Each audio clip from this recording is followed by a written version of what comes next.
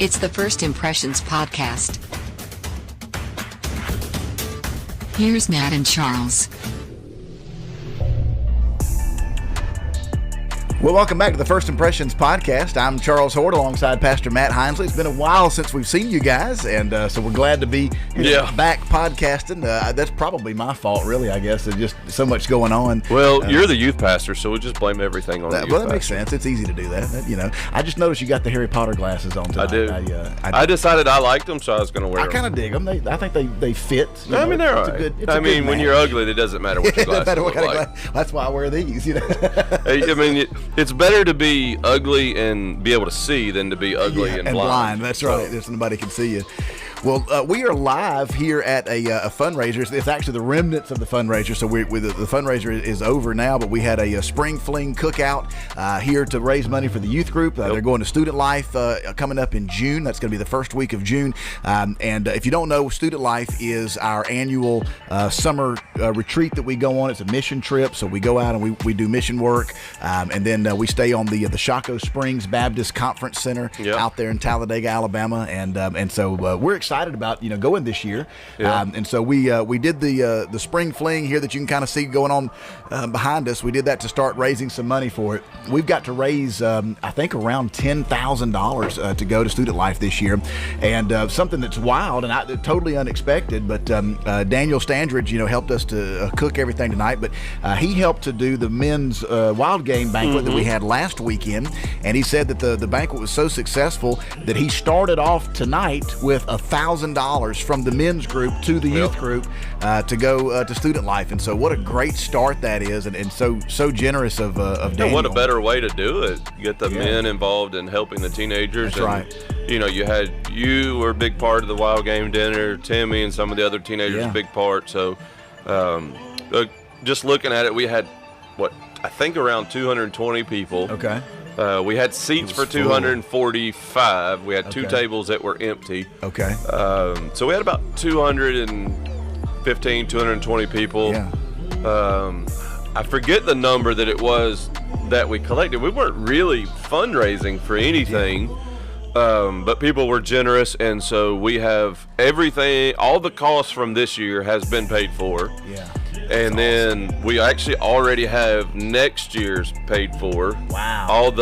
At least as far as the location rental. Okay. And speaker, that kind of thing. Yeah. All that's already paid for before we even get to next year.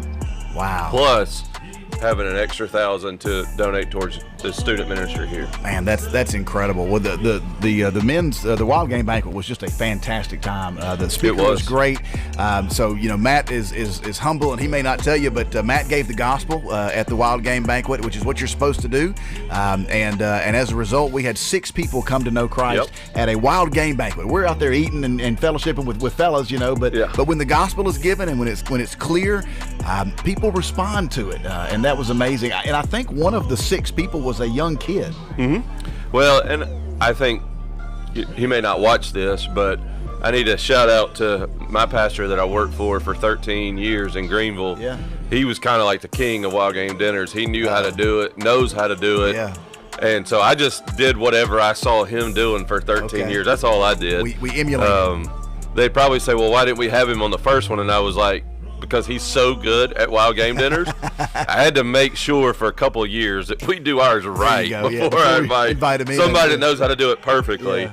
Yeah. Jonathan Porter, pastor at Greenville, I assisted him for 13 years, and so whatever I saw him do at a wild game dinner, that's what I did. Well, I tell you, it was an amazing time, and while it makes sense. I wasn't expecting, Matt to get up and give the gospel, and it didn't seem like it didn't fit. It didn't seem like it was, weird or anything like that. It was perfect.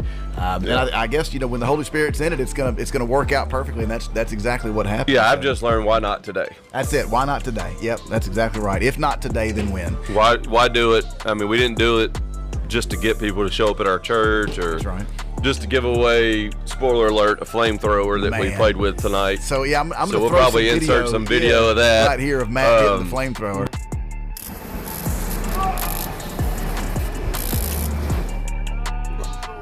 But But no, we had a great time, and if the gospel is presented and the Spirit's moving, give them a chance. Absolutely. Well, the Matt mentioned the flamethrower. Some of the prizes that we had there, we had guns. There was a 410 shotgun. We had a bunch of really cool pellet guns. One of the pellet guns was like the most decked out pellet gun I've ever seen in my life. And it was huge. It was heavy. It was wooden.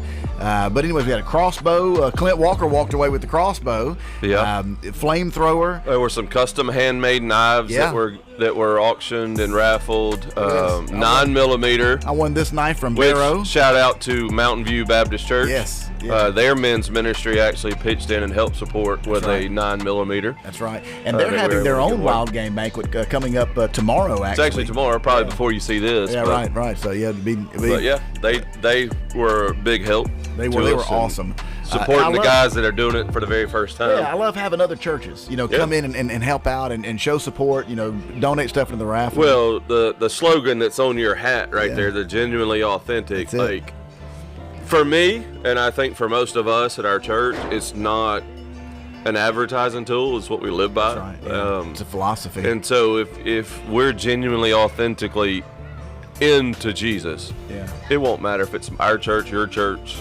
That's right. And so more power to you. It's about the kingdom. That's exactly right. And we're in here doing the same thing, so why not? So, well, the Wild Game Banquet was awesome. The thing tonight, the Spring Fling Cookout, we had hamburgers, hot dogs, had Daniel Standridge cooking on the big pull-behind grill. I think you can probably see it back here behind us. And you can also probably hear in the background some singing. We had some live singing. Yeah. We had live guitar players. And so a little mini concert tonight to go along with our dinner. So what was really cool, so Daniel started it off with $1,000 from the men's group to go to the youth group for Student Life, and then we had an anonymous person come up and say that they are going to match anybody's contribution for the next 10 minutes up to $1,000. And the last I looked at it, that made $800, and so he matches that. That's another $1,600 right there, which is awesome.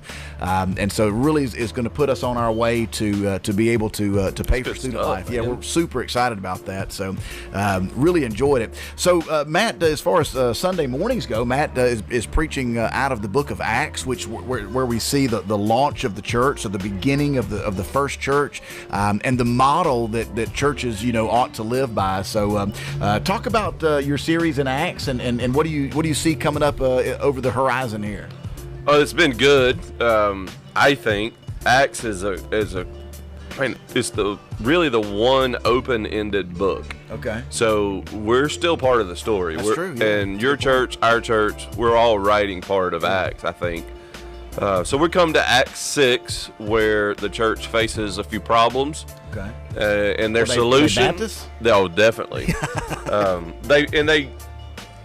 They're looking for a solution to the problems, and one of the things, one of the ways that they solved the problem was by the creation of deacons. Okay, that's right. And so our deacons have now, in our church, will be nominating 4 names. All right. To be brand new deacons. They'll all 4 be ordained and everything. So we'll be bringing that before the church. So we're going to coordinate Acts chapter 6, where the deacons were created. That's awesome. At the same time that we nominate the 4 new ones. That is cool. But that's the incredible thing, really, is if you've been in a Baptist church for more than 2 minutes, you realize if you're a pastor, the deacons can make you or break you. Oh, yes. They can make a pastor great, right, or they can just make the pastor want to leave. That's right. And I have to really brag on the group of deacons at this church. There are no power-hungry men. Yes. They're humble. There are no about-me men. When we meet, it's about how can we share the gospel with more people? Right. How can we help our widows and our orphans? And how can we help the people in our church and taking care of their families? So I have to brag on them. And they really, and I think the 4 that we're nominating will continue to do that very same thing. They will help to make our church great. I'm very excited about the 4 that we're nominating, and to echo Matt's sentiments, we have a fantastic deacon board of just solid men. They're humble. They're servants. Now, one of them's a Kentucky fan. Yeah, we don't hold that against him. He's also a lawyer. He's a lawyer. Golly, he's got a lot. Do we of have any stripes. used car salesmen in there? No, I don't think we have No, any we used don't car have a used salesman car at the salesman. church, unless somebody starts. I don't know. Charles, I think you could sell used cars. Well, I don't know. I wouldn't want to. I could do don't know if I'd want to. You could do it. No, we have a great group. We do. And so I think they do nothing but make me and us and our church better. Yeah, 100%. So 100%. I have to brag on them a lot. Well, and speaking of other groups in the church that are doing other things, our Oasis group went this week and visited the governor's mansion. Yeah. They got to hang out with the first lady. Yeah. And got a lot of pictures from that. So we've got those on our Facebook page if you hadn't seen those yet. Mona actually got arrested by the state patrol there at the governor's mansion on the church bus. So it says First it Baptist. finally Zebulon. caught up with her. Yeah, they finally got her. I called ahead. And So watch ratted out. her out. Got this lady. She's coming. Matt was the snitch. He snitched her out. But they had a great time. But the Oasis group is very active in this church. They do a lot of stuff. In fact, they've got they have a dinner or something like that, Yeah. or luncheon at the church. Just about every month. Just by the way, so everybody knows, our Oasis group is our senior adult group. Right. And Oasis stands for something. I don't know what it stands for. I know that it's an acrostic for something, but I couldn't tell you what it stands for. Well, it's interesting, but I'll let them describe it Okay. later. All right. Well, we won't take. But they have a good time. I mean, everything they do is all around eating and fun. That's it. And they have a good time. Mona does a great job. They with the do a lot of Oasis eating group. and have a lot of fun. Amen to that. Ain't nothing wrong with that at all. Well, Matt, we've got Easter coming up in a couple of weeks, and tell us about some things that we can expect here at First Baptist Zebulon. Yep. Special messages. Are we going to be doing the trivia on Easter Sunday morning and I don't throwing know. peeps You have out to of the come and audience? see. That's right. Right now, looking forward to on March 23rd, heading up towards Easter. We've got Brian Scroggins with Families for Families is coming to speak. Now, he is the drummer for Casting Crowns. He is the drummer for Casting Crowns. He has great hair. Yes, he I'm very does. jealous Yeah. of his hair. Very curly. But he works with an organization called Families for Families. That's right. They are a private, non-profit foster agency. That's right. And so one of the things biblically we're mandated to do is to take care of the orphans and the widows. True. And so we'll be looking at how our church can be involved in the process of helping with foster families and with children and with teenage young adults, and how we can come alongside other church members who may want to foster. That's awesome. And that goes along with Acts. Again, It's the right church there. taking care of the community. So we'll preach through Acts up until that point, pause for a little bit, and then Easter Sunday.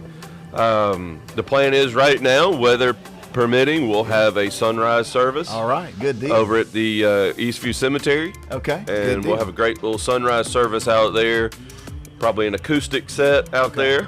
Good deal. And then we will have worship service at 11. I'm going to preach a message entitled, "What If It Was All a Lie?" I like it. I like the So angle. we're going to take the angle of what would we be and where would we be, what would we be facing Okay. if everything about Easter was a lie. It's a good point, because Christianity rises and falls on the resurrection. So It does. If there was no resurrection, then what we're doing is in vain. Paul said that. So yeah, I'm looking forward to that. That's going to be a good time. Good time. I Of hope course, so. Palm Sunday is the Sunday before that, and then Easter. So listen, start inviting your friends and your family. Come see us on Easter Sunday, sunrise service early in the morning, and then we'll have our Bible study, and then 11 o'clock service following Bible study. So it's going to be a good time. We're really excited. Yeah, we're going to have a great time. Yeah, we can't wait till it's one of my favorite times of year. So. It's Easter, man. That's right. That's right. We can wear the pastel colors. We and live play for with this, it. man. That's it. There's no telling what Charles will wear on Easter Sunday. I don't know.